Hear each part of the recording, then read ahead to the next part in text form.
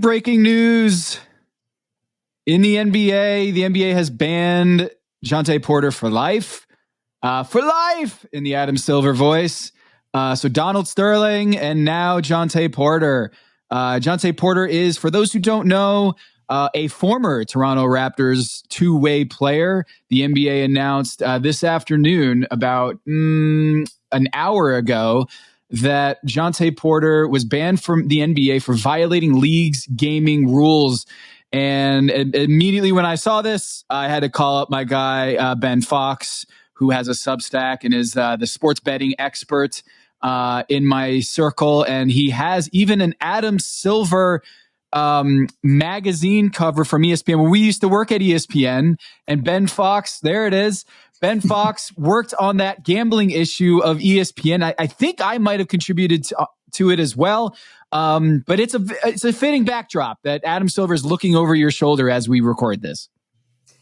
Yeah, no, thanks for having me. And yeah, it was, I think it was 2015, I want to say. We did 2 gambling issues. I think that was the first one. We went to the New York, the NBA offices, and interviewed him with David Purdom and Chad Millman, interviewed Adam Silver about everything sports betting related. And as you probably remember, he was the first professional commissioner to come out kind of in favor of sports betting in the fall of 2014.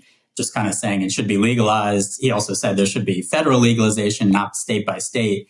But it was kind of a big moment in, sports betting in the world, and especially the U.S., for Adam Silver to come out in support. And it's not a full circle moment, but I think it's definitely an interesting inflection point that we have here, and just some really big news. And I think everyone thought this might be the way that this story was going, but probably was hoping to a certain extent that it wouldn't be.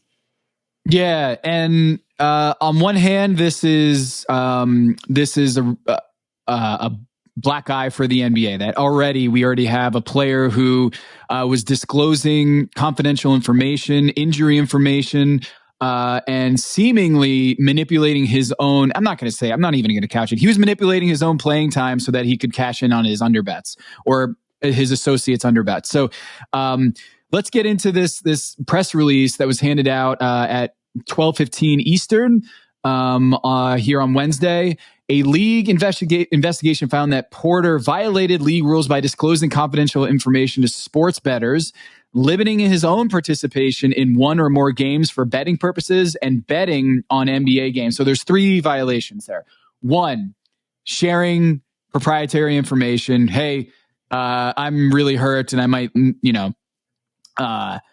or maybe there was that I don't know. Maybe this isn't part of the umbrella here, but basically you can't share confidential health information, player information to anybody outside of the organization, especially not with a bettor. Then 2, he limited is the verbiage, limited his own participation in one or more games for betting purposes. And then the third strike, and not that any of these needed a second or a third strike for him to be out, but he also was found to be betting on his own games or on NBA games, which is against league rules. So we get some really juicy details in this. And I want to note that from the top is that is not typical when you get an NBA press release related to a fine or a suspension. They're usually pretty short. They're usually like, yep, such and such is going to be fined $25,000 for unsportsmanlike behavior following the game after he yelled, criticized officiating. Here is a link to the play. And it's like a couple sentences. This is 1, 2, 3, 4, 5, 6, 7 paragraphs long. And the middle sections are ones that I think, Ben, you and I are eating this up because the details, it feels like the NBA not only wanted people to know that he was being banned for life, they wanted to know the particulars here, the size of the bets, the timing of the bets, and also the results of the bets. So, Ben, you've got to be reading this press release, and your reaction is what? So I think that was very interesting, and I think I'm always cautious to kind of take a step back and, look at the forest through the trees and all that, right? There's going to be a lot of people saying this is why we shouldn't have legalized sports betting, right? This is the results. There was going to be some scandal. And I think that something like this is likely to happen either way, whether or not sports betting was legalized nationwide or not. The difference is that things like this can be caught, right? I'm not going to say that this was 100% happening on a widespread scale before, but I've heard rumblings of, smaller here and there things likely happening in the NBA on some random games, right? We saw everything happening with the Temple college basketball team. A lot of these things can be caught because these bets are being placed at legal books. The bets go in, a bookmaker, somebody on the back end says, wait a second, why is there an 80 grand bet on a Jontay Porter prop, which is probably its own conversation as to why someone was able to bet $80,000 on that prop. But basically it sets off a red flag, which sets in process this kind of, going to an integrity firm to check this out. And remember, it's, April 17th? This game was March 20th, right? I mean, think of how many kind of NFL and other league investigations take months and 6 months and years potentially down the road. They kind of want it to be forgotten. And it's like, oh yeah, that's right. That player, something might have happened 6 months ago. So, I commend the NBA for, like you said, a very detailed press release, a lot of information. They're being very upfront about this is what happened. And I think also trying to plant that seed, which I think is accurate, that basically this is not a systemic issue. This is a bad apple, right? This is a bad actor in the entire league. And bad actor and bad gambler, it seems like this. Yes. And there was some, they put some venom on the spear on this one because they could have just said, look, he bet on some NBA games and left it out at that. But no, Ben, we get the details. Here, we'll touch on the $80,000 bet to win $1 million because I wanted to get your thoughts on that too. But here's the paragraph that stood out to me. In addition, from January through March 24, while traveling with the Raptors or the Raptors 905 G League affiliate, Porter placed at least 13 bets on NBA games using an associate's online betting account. These bets ranged in size from $15 to $22,000 for a total of $54,094. Okay. The total payout from these bets was $76,000 and $59, resulting in net winnings of $21,965. None of the bets involved any game in which Porter played. 3 of the bets were multi-game parlay bets that included one Raptors game in which Porter bet that the Raptors would lose. All 3 bets lost. The NBA just included those last 2 lines there, I think with a little bit of emphasis, because we are learning that betting on your own games, if you win, right? If you're betting on your team to win, there's a sense that what's the harm in that? This dude was betting on his own team to lose and they won, which meant that he lost his bet. And not only did he lose his one bet of the leg of the parlay, he lost all 3 legs of that parlay. The NBA didn't have to disclose this. They didn't have to say that. They could have just said, yeah, he bet on a parlay involving a Raptors game. But man, that's got to hurt. For sure. And I think as people have said, right, on Twitter or X, right, the Raptors weren't exactly trying to win a lot of games. So the fact that you also were placing a bet on them to lose in one of the few games they actually won kind of highlights that as well. Yeah, there's definitely, like you said, some venom, some kind of, I can't believe this guy was this dumb to do it. I think the biggest thing with this is all just, these point to kind of levels of addiction as well, right?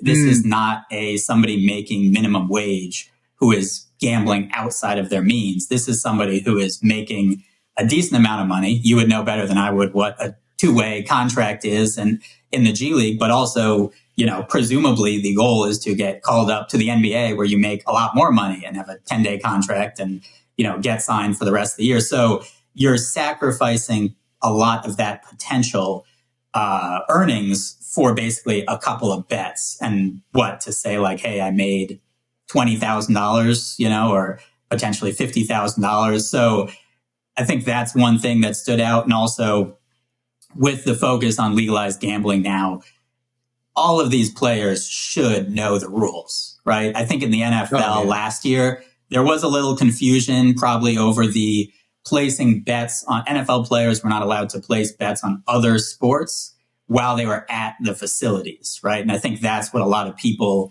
got caught for. This is different. This is betting on your own league. Everybody knows, any player has to know, you do not bet on your sport, period, end of story. There are no excuses. There's no, I thought that, like, you just don't do it, right? Everyone's heard of Pete Rose. Everyone has these examples. So that's kind of where the what were you thinking part comes in. There's many of those, but that's one of them. What about the size of the bets? Your take on $15 to $22,000. And then I thought, when I saw the $22,000, I was like, oh, he's betting for a big payout. And then no, he risked $22,000 for maximum $76,000 is, all the total payout from the bets would be $76,000. Or you know what? Actually, I'm going to ask you this. I'm reading it. These bets ranged in size from $15 to $22,000 for a total of $54,000. The total payout from these bets was $76,000, resulting in net winnings of $21,000. So we don't even know whether that $22,000 bet cashed, right? Right. They're just giving an accounting, basically. They're giving his profit loss, right? They're saying he bet $54,000. He won $76,000. And so therefore his overall profit is basically around $22,000. We don't know if he bet 22 grand on a massive favorite or a 10-leg parlay or anything like that. Judging by some of the other bets, including the multi-game parlays, I'm guessing there were a lot of parlays involved in those. But yeah, I mean, anyone also placing 22,000 is a pretty, a sizable bet for a kind of normal person. It's probably not something that would be flagged. Especially depending on kind of what it's on. As we'll get to, that 80,000 is a different story. But yeah, like it's just odd as well that it's, as low as $15. It's like, okay, what is the point? Why are you placing a $15 bet? Again, what do you have to gain? Yeah. And this is a player who's on a 2-way contract, and he stood to make $400,000 this year. It is not a veteran minimum contract in the sense that he's not getting like $2 million on a veteran contract. It's a non-guaranteed contract that would pay him $400,000, which is good money by the average person standard, but by NBA player standards, it's not a lot of money. But like, to risk potentially landing a full-time gig next year, or have like a 5-year NBA career for, these $22,000 bets, or wagering $54,000, it seems like a very nonsensical move. And especially because in the NBA, like, if you're the brother of a really good NBA player, look at the Milwaukee Bucks, right? The Milwaukee Bucks have employed basically the entire family of the Antetokounmpos purely because Giannis is so good, and like the nepotism upside of like, hey, we'll have Thanasis on the team because we want to make him happy. And even if Thanasis is not really an NBA player, like Jontay Porter could have an NBA career based purely by just like drafting off of his brother, Michael Porter Jr., who's making $30 million, $40 million a year, an NBA champion, one of the best shooters in the league. So he threw it all away over a handful of bets here, but also this doesn't seem like a very sophisticated bettor. And the reason why I say that is because what person in their right mind would put on place a parlay for $80,000 to win a $1.1 million payout and expect no red flags to be raised? Like, Ben, that to me, I don't know too many bettors, professional gamblers, but that doesn't seem like a very serious one, right? That you would think it's not going to get flagged to place an $80,000 bet on a fringe NBA player on their player props.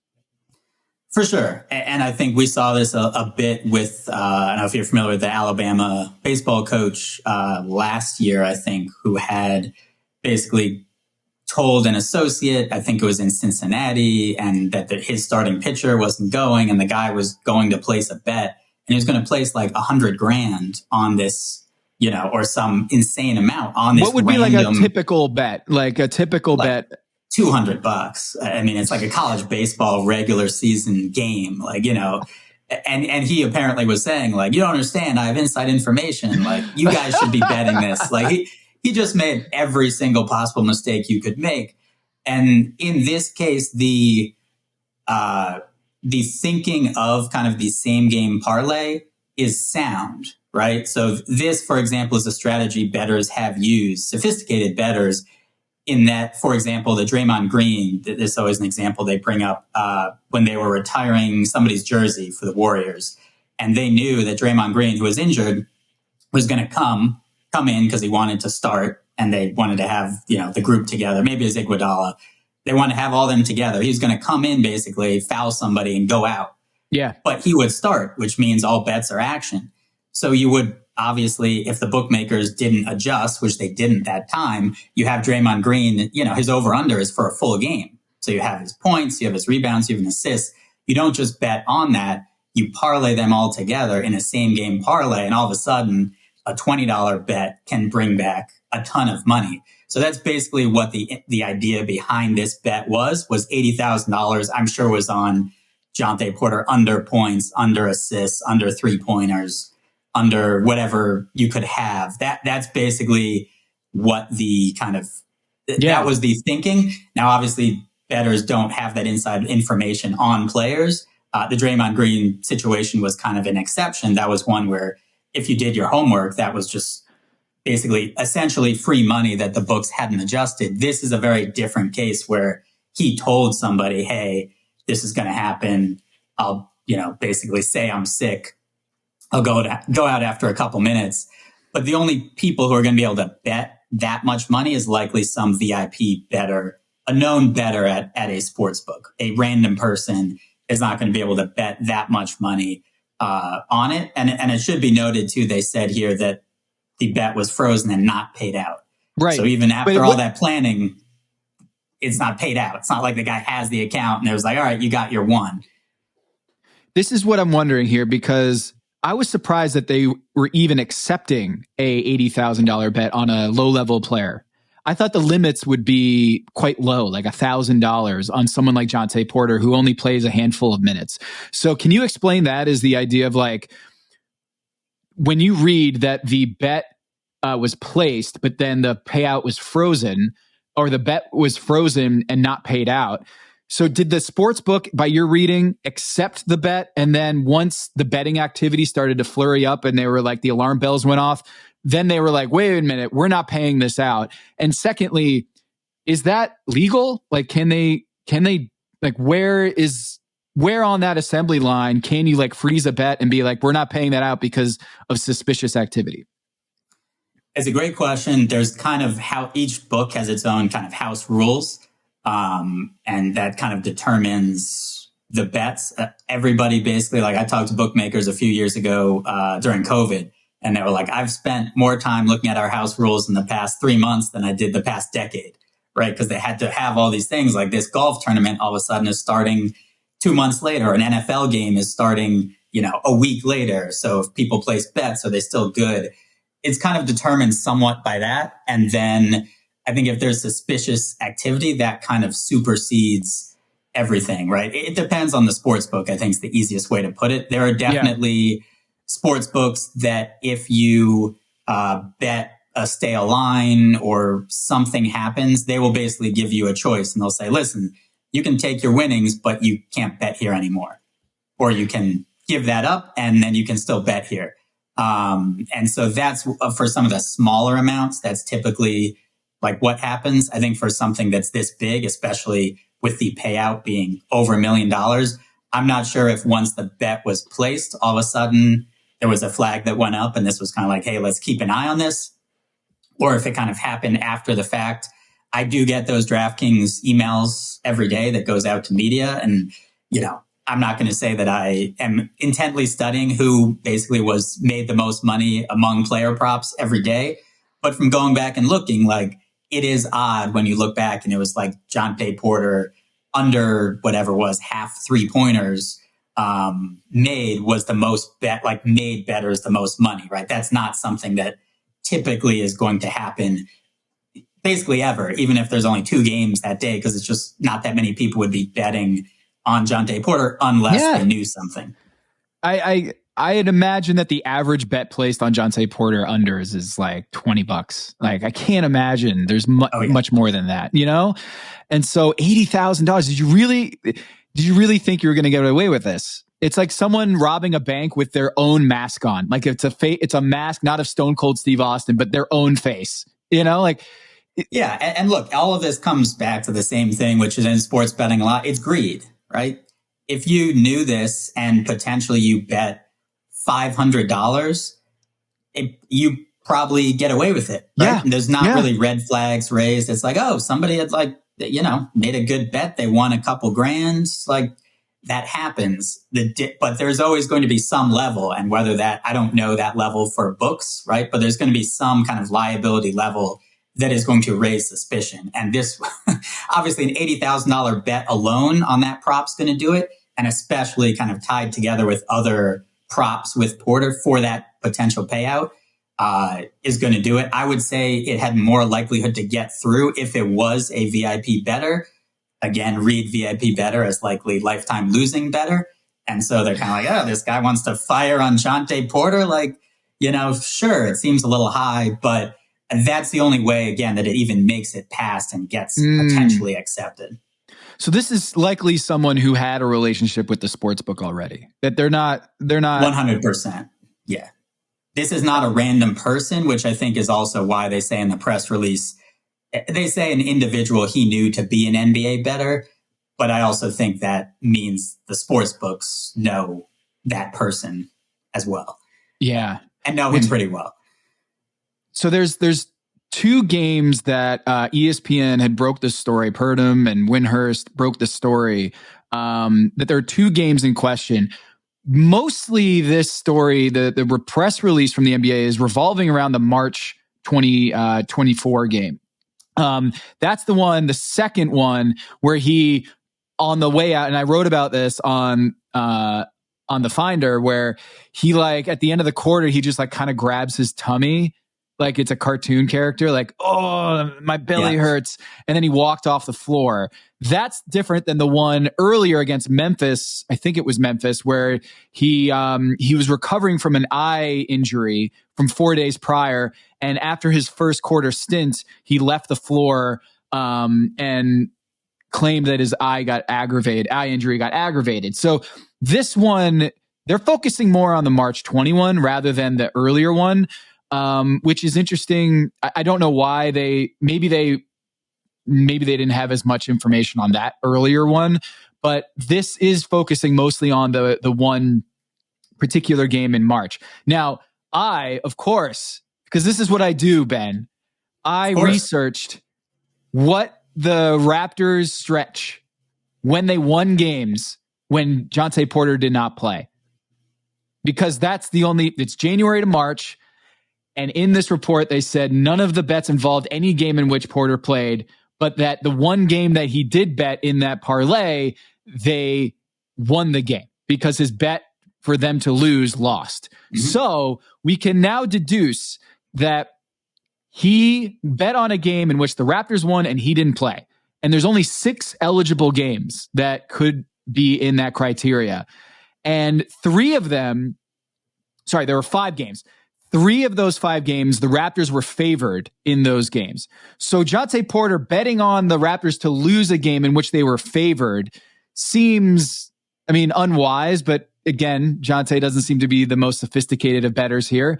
And then there were 2 games in which the Raptors were predicted to lose or were underdogs.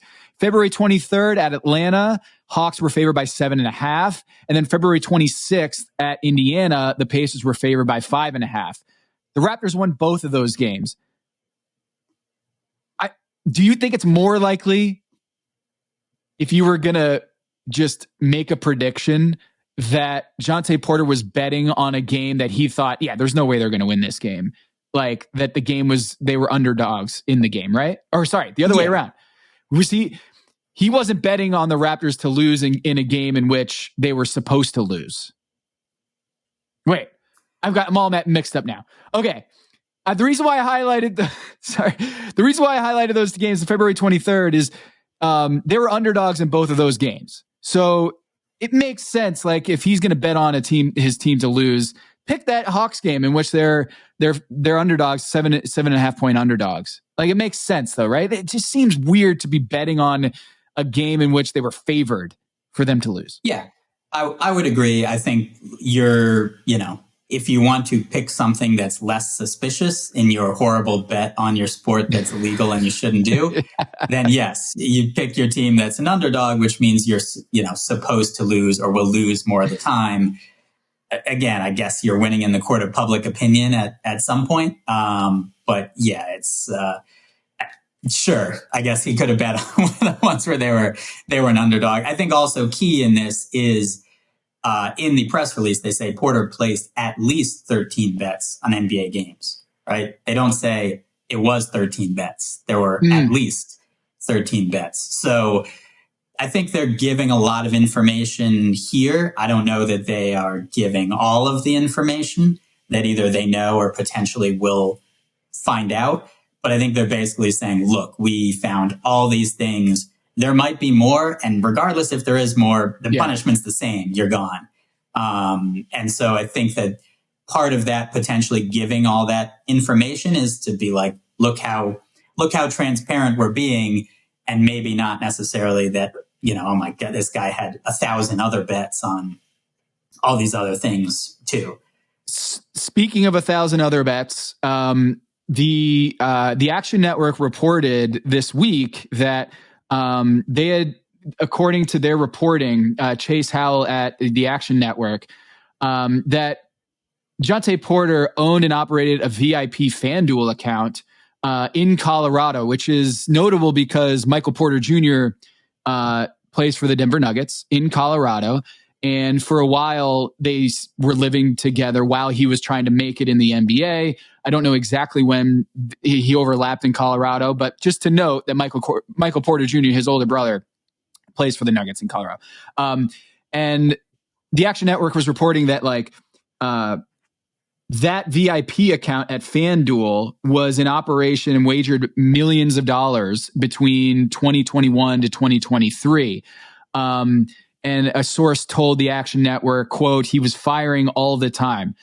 So I don't know what to make of this. I don't think the NBA report is in disagreement with the Action Network report.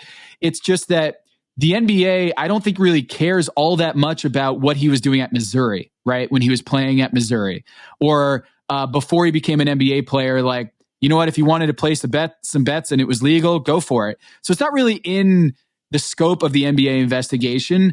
But what did you make of that report when it came out from the Action Network that Jontay Porter was betting quite a lot? It doesn't fully square with the NBA's thing, but I don't think you can throw it out either. No, and I think it's I think it's a little previous in the timeline, right? It was maybe 2021 to 2023. Yes. And so I think it just kind of highlights the pattern of behavior, right? Which I think is something that, as I always try and tell people, like, sports betting is very difficult. It is very hard. It is not a get-rich-quick scheme. So to me, this kind of follows a typical path of somebody being like, hey, this will be fun. And then all of a sudden seeing, oh man, I can bet on anything, anytime, basically, that I want, firing on all these things, likely losing, and then being like, hey, you know what's better than that? A sure thing, which I can control. And all of a sudden you get that in the NBA, basically. And that, I'm connecting dots that may or may not be there, but it just does seem like he just went kind of down a path, if that report is true, of just essentially too much gambling, right? And kind of couldn't sort of quit the habit. Yeah. Right. Yeah. Some sort of, addiction, and just placing bets left and right. And then still, because I think that's one of kind of these signs of addiction is when it's illegal, you still can't do it, right? Mm-hmm. If somebody is like, it's like an alcoholic or something, right? You're going to lose your family if you keep drinking. Can't stop, right? Mm-hmm. Just, you're still going to. So this is you're going to lose your job if you do this. He can't help himself. He still did it, right? So I'm not a psychologist, but I think that to me is a lot of the classic, symptoms and signs of kind of a problem gambler. And, this is one of kind of the worst case scenarios, I think, for the NBA. Honestly, outside of a referee or a star player impacting a regular season or big time game with intentionally missing a shot that alters the spread or total, or this is about as bad as you can get, right? Just he didn't alter anything that impacted the outcome of the game, right? Which is I guess that's good, right? In that sense, it was, the first quarter and essentially anything could be overcome in that way. But the number one thing that every sports league talks about, and Adam Silver's talked about it, Roger Goodell, and every commissioner, is the integrity of the game. And with sports betting, that is the number one thing, is the integrity of the game cannot be compromised. And in this case, it was, right? Even in, people still had first quarter bets, right? Basically every play impacts some wager because there's an over or an under on so many players and 3-pointers and steals, turnover, all this stuff. So he impacted a lot of bets. I don't think he impacted the outcome of the game, but regardless, the integrity of that game was not 100%. Right. And whatever other games he participated in this way in, it just wasn't on the up and up. And that's what any sports league can't have. I do think that it's a best case scenario in the sense that Jontay Porter wasn't throwing games or the outcome of games, right, in ways that maybe Arizona State and that scandal in college basketball some years ago, it very much impacted outcomes of games. The second thing, though, that makes me think that this is not good news, obviously, for the NBA, right? This is not something that we wanted. But it is, in a sense, it is alarming that Jontay Porter was so in deep with this gambling problem that he had to have known that this would impact his brother. It's not just like, hey man, I'm out here on my own. I screwed up my NBA career, but the reverberations that this impacts his brother, who's in the limelight, he has his own podcast. He has his team is the favorite to win the championship, right? They're trying to win a championship here, defend an NBA title. He could make potentially another $100 million in his career. And now Michael Porter has got to answer for his idiot brother who threw his whole career away and, throws questions on everything in the league. And that's the thing, the seed of doubt.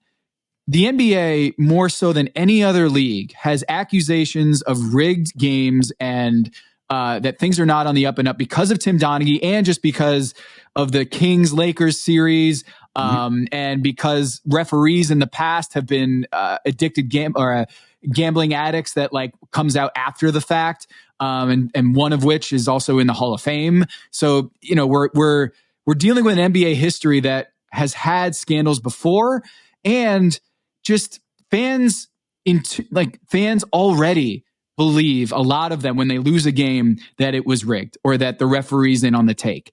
And now you're giving them the ammo that, there might be a bad actor out there. There might be someone manipulating the outcome of the games, or if something fishy happens in a game, I wrote about this at the Finder where it was you're never going to look at leaving the game eye irritation ever again, or leaving the game flu-like symptoms ever again. We're never going to get back to that place where you can look at a guy leaving a game early and not think, oh, that's how Jontay Porter did it. So it's not just that. I don't think that they can carve this out and then be done with it. I think it is seeding some doubt with fans, and that there's going to be blowback and long-standing cost to the fans' experience. But I do wonder, how does this actually change going forward?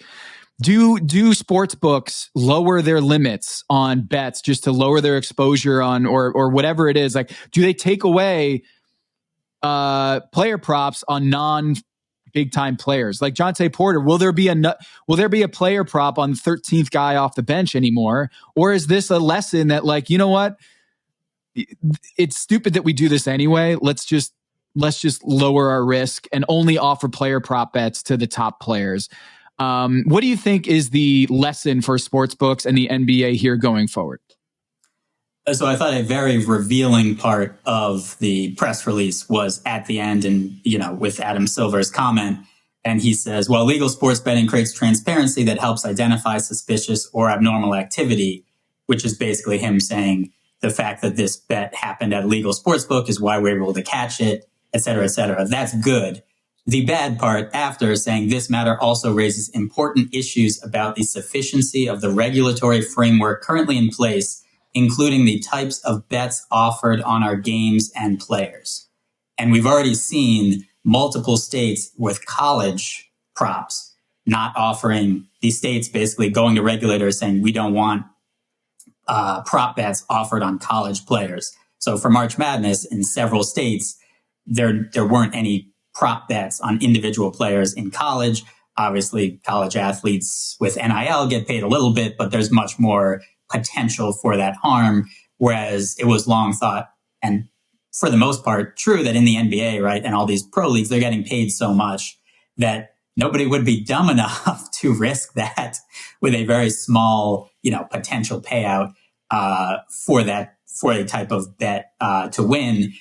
I think that that's probably hinting at a reduction in player props at a minimum. If not, I don't think they would have kind of an outright kind of ban on them.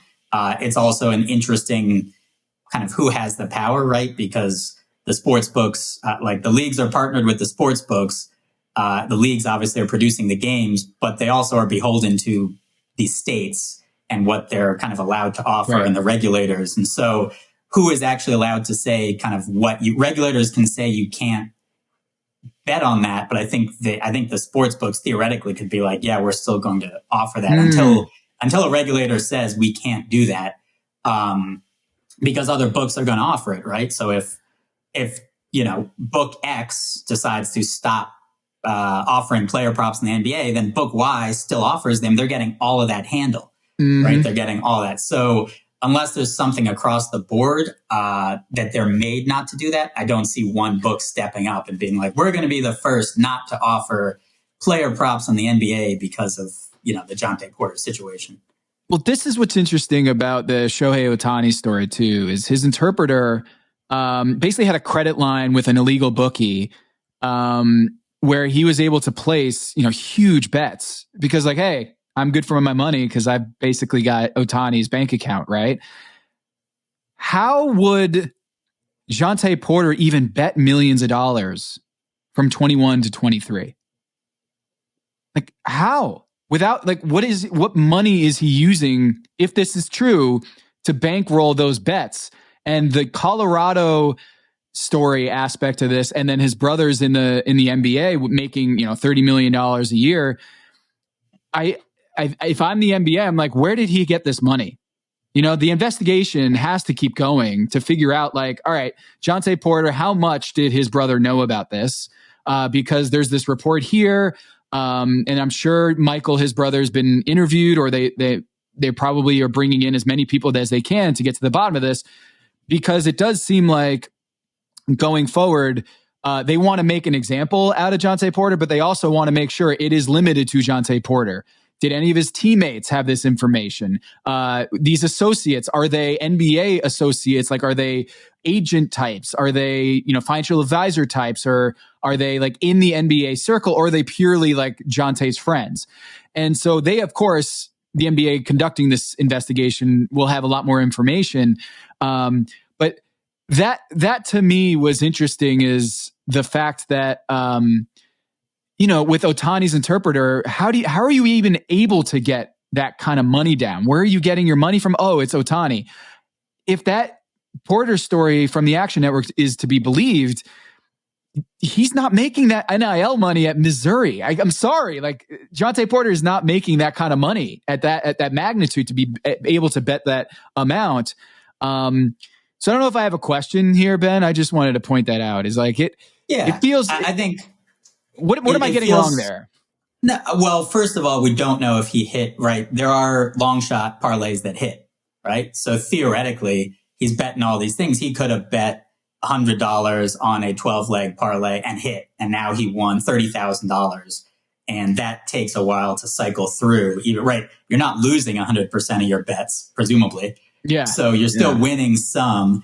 And yes, there might have been a cash influx from somewhere else. I think with all those accounts, right, it was like a VIP account, whether or not that was his account or he was kind of using somebody else who already had a VIP account. Like, those are also the things that are a little. What are VIP unknown. accounts? I'm sorry, I'm a rookie at this stuff. So like, is it just a way to get rich people to give their money, like to feel important and bet way more money than they should be?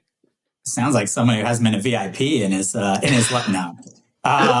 It's basically a way to, it's kind of a different class of bettor, right? Where you're able to bet more at the sports book because you're likely also betting and some losing in other areas, right? So like in Vegas, for example, out here, they're going to, maybe you wire $1 million into the cage. You're betting a ton on blackjack and roulette and a bunch of other things.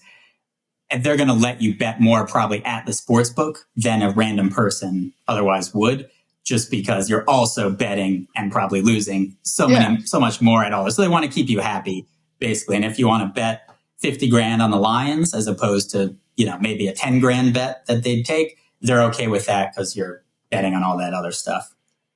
Yeah. Okay.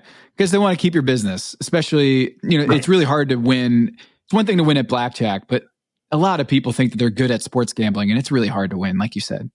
Mm-hmm. Yeah. So that's basically why there's certain accounts, they're able to bet more, and they also generally go through more money, but they're essentially extended different limits than you or I would be. Okay. So let me throw this out at you. With Adam Silver's line about the regulatory system and the legalized sports gambling, knowing that Jontay Porter got caught because he was trying to place bets at FanDuel or DraftKings or some of these sports books, right? Wouldn't that, if someone is addicted to gambling, let's say an NBA player was addicted to gambling and realized, oh, he got caught because he went with a legal sports book, wouldn't that encourage people to go in illegal markets and place their bets if they indeed want to keep betting? Wouldn't that encourage the bad actors to go rogue, basically, to go to the black market? For sure. Yeah. I mean, that's the advantage inherently that kind of the black market has, which is that if for any variety of reasons you don't want the amount or just the concept that you are betting to be known, that's kind of a good way to go, right? Assuming that you can also trust said illegal bookmaker, who in the Shohei Ohtani case, right, probably is going to be getting a little less of a sentence with all the cooperation that he has, right? That's a pretty nice card to be able to play to help the cooperation in some case. So I guess I'd say yes, in the short term, you probably wouldn't be caught, but in the longer term, like that, the person taking the bet probably still is counting that as a chip in the long run that they potentially could be able to cash in. Do you think the NBA is in better shape now than they were yesterday? Or at least do you feel like the betting community will trust the NBA or trust the product more now that this suspension has been handed out? And do you think that the nature of the relationship and how intertwined the NBA is with sports books, do you think that this Jontay Porter strengthens those bonds, or do they make them a little bit more precarious? I think that they make them more precarious. They probably should strengthen them, but it's difficult when you ban a player from your league to be like, hey guys, this is a good thing. This is why legalized sports betting works, right? It kind of gets drowned out in the larger framework of, hey, a player just got banned basically for sports betting. What happened 6 years ago? We legalized sports betting. Oh, this is what happens. This is terrible. I do think there'll probably be some reduction in the menu of bets offered. I just think that's a very easy way the NBA can draw a line and say, hey, look, we had too many bets before. Now we've reduced the menu some. We'll be able to have more oversight. Sports books will have more focus on that and we'll be better off because of it. I would be surprised if they kept everything kind of status quo. April 17th, I would be surprised if next year on April 17th, we have the exact same menu kind of bets on the NBA. That's Ben Fawkes. He's at Substack. He is a sports betting guru that had run and been an editor for ESPN and writing at ESPN, the magazine, covering the gambling space. I guess 30,000 feet. Are you surprised that we're sitting here talking about an NBA player who bet on his own games and manipulated his own games so soon after the big push for the NBA to get in bed with gambling?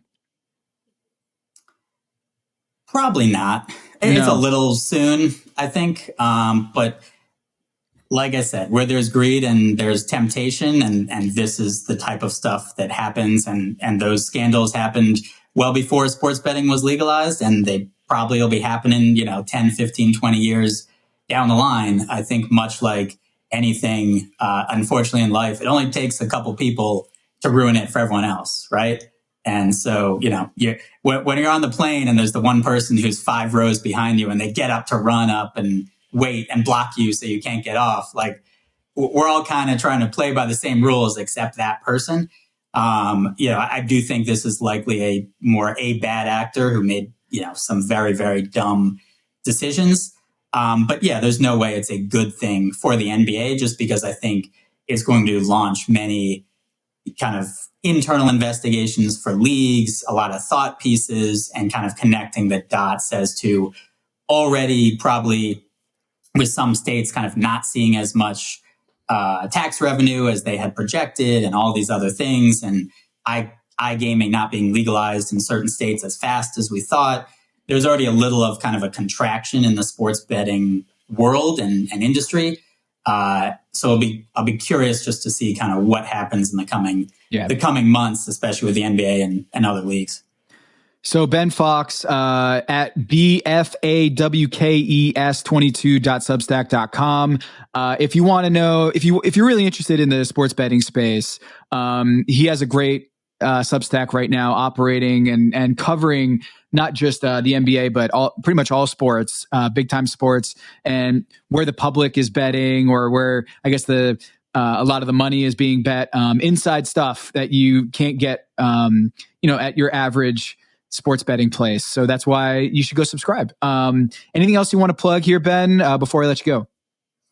No, just got an article coming out that I'm excited about. I talked to probably like 20 bettors, texted them just on some advice, basically what they messed up on early in their betting career, and kind of how that helped them later on as they go. If I sent it to Jontay Porter a couple months ago, he might not be in this situation. But I think it's always good to You could have saved him, Ben. You could have saved him. Exactly. It's always good to learn from people who've kind of been there. And I'm not a big bettor myself for a variety of reasons, including my stress level and mental health. So I think it's always important to, talk to people who've been there, kind of what worked for them, what didn't, and, have a safe and healthy relationship with betting if you choose to do it. I guess that I should ask you this earlier. Is this an earthquake within the betting community, or is this mostly a Joe Schmo story? And inside Vegas or inside sports books, they're just like, yeah, no big deal. I think it's a big story anytime someone is banned, right? And so for me, I think this is a big, big distinction, as opposed to like some of those NFL players I said, where like I think it was a little confusion over they were betting on college football and happened to be doing it at the Lions facility as opposed to, or at a hotel on a work trip meaning, they were playing a game the next day versus like at their house. To me, that's a completely different level and basically a semi-innocent mistake versus this is manipulating the game and obviously, knowing, premeditated, knowing you're going to do this, letting somebody know ahead of time to get this down and then impacting part of the game and so much more. This is a big deal. And I think there will be some, like we said, some ripples that come down from this. We probably don't even know exactly what all of them will be, but it's a different industry today for sure than it was yesterday. Because there's a world in which it wasn't kind of as bad as we thought and he didn't tell this person. It really was just kind of an irregularity. It could have been $8 instead of $80,000. But now that we know that it's an $80,000 parlay that could have paid out $1 million, we're understanding the magnitude of this inside information and how you can profit in the seven figures. Like this is big stakes. Yeah.